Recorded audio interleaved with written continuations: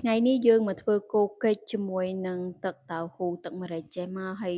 ថាសាច់គោនៅឈាមតិចៗជាមួយនឹងបន្លែចេះមកដាក់ជ្រលក់ជាមួយនឹងទឹកតៅហ៊ូនឹងថាជាតិនោះជាតិតែម្ដងថ្ងៃចុងសប្ដាហ៍ជួបជុំបងប្អូនចេះមករឹតតែត្រូវទៀតគ្រឿងផ្សំនេះគឺយើងមានសាច់គោប្រឡាក់ជាមួយនឹងប្រេងខ្យងនិងម្សៅស៊ុបបន្ថែមជាមួយនឹងពងមាន់2គ្រាប់ចេះមកបន្លែយើងដាក់ទៅតាមចំណង់ចំណូលចិត្តខ្ញុំណែមានស្ពៃបូកគោមានការ៉ុតមានជាមួយនឹងផ្សិតហើយបន្ថែមជាមួយនឹងទឹកជ្រលក់ហ្នឹងមានដូចជាទឹកតៅហ៊ូ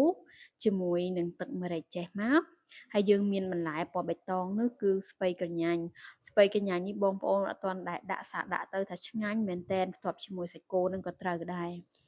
ហើយរបៀបពីធ្វើទឹកតៅហ៊ូវិញគឺយើងដាក់ទឹកតៅហ៊ូជាមួយនឹងទឹកដោះគោខាប់ហើយបន្ថែមជាមួយនឹងអំបិលបន្តិចច្របាច់ជាមួយនឹងក្រូចឆ្មាមកថាជាតិមែនតែនបងប្អូនមិនបាច់ដាក់ជាមួយនឹងប៊ីចេងទេថាដាក់ទៅគឺថាជាតិតែម្ដងហើយចំណែកទឹកម្រេចនេះវិញយើងដាក់អំបិលស្ករប៊ីចេងជាមួយនឹងក្រូចឆ្មាបន្ថែមជាមួយនឹងខ្ទឹមសហើយម្ទេសចេះមកថាអូយឈ្ងុយមែនតែនដាក់ទៅរឹតតែឆ្ងាញ់ថ្ងៃនេះយើងធ្វើទឹកជ្រលក់ពីរមុខបែបនេះយើងដាក់មួយណាក៏ត្រូវដែរហើយគ្រឿងផ្សំរបស់យើងនេះគឺយើងដួសទុកមួយឲ្យហើយថាយើងដាក់ទឹកតៅហ៊ូទឹកអីចេះមកត្រៀមដល់ពេលយើងឆាហើយគឺថាយើងញ៉ាំយកតែម្ដង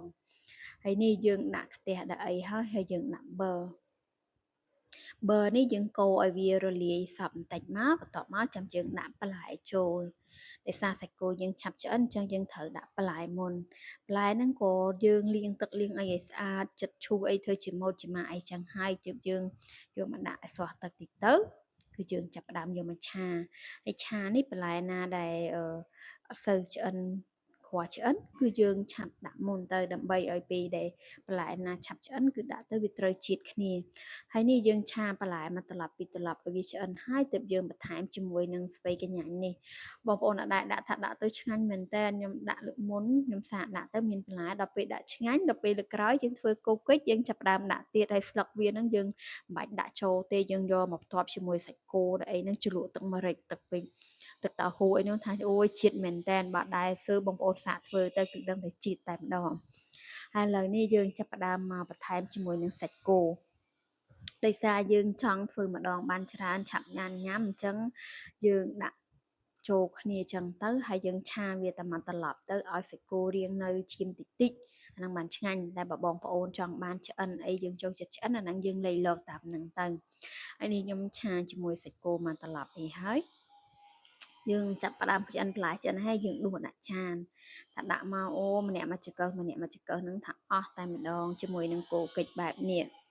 ហើយឥឡូវនេះយើងមកមើលថាពេលដែលឆ្អិនហើយនេះសាច់គោយើងក៏នៅស្រស់ល្អបន្លែយើងក៏ឆ្អិនល្មមគឺមិនឆ្អិនខ្លាំងពេកណាឆ្អិនខ្លាំងពេកក៏អត់សូវឆ្ងាញ់ដែរតែបើយើងចូលចិត្តឆ្អិនយើងដាក់ទៅតាមហ្នឹងទៅហើយគ្រាន់តែឃើញនឹងថាំងស្រក់ទឹកមាត់ច្រោកតែម្ដងត្រូវគ្នាជាមួយថ្ងៃចុងសប្ដាហ៍ចេះជួបជុំបងប្អូនចេះទៀតរឹតតែត្រូវរាល់ដងបញ្ចូលសលេងហ្នឹងគឺមានសលេងពងប៉ាំងឆុងឆាំងអីឆាខ្លះតែលើកនេះគឺអត់ទេដោយសារយើងជួបជុំបងប្អូនយើងបើកភ្លេងបើកអីផងតដាក់តែគេចាប់គប់ពីរ៉ាយអស់អញ្ចឹងយើងបញ្ចូលសលេងសុទ្ធទៅហើយនេះជ្រលក់ជាមួយនឹងទឹកតៅហ៊ូយើងមកសាច់ថាស្រស់ចេះទៀតមកក្រហមរាប់ឈាមចេះទៀតមកថារឹតតែត្រូវមែនតែនជាមួយនឹងទឹកតៅហ៊ូចេះទៀតថាដាក់នឹងចង់ខុសចានណារវល់ទៅថតនេះពុកម៉ែបងប្អូនថាមើលទៅស្រស់គួរចង់ញ៉ាំតំណងមែនតែន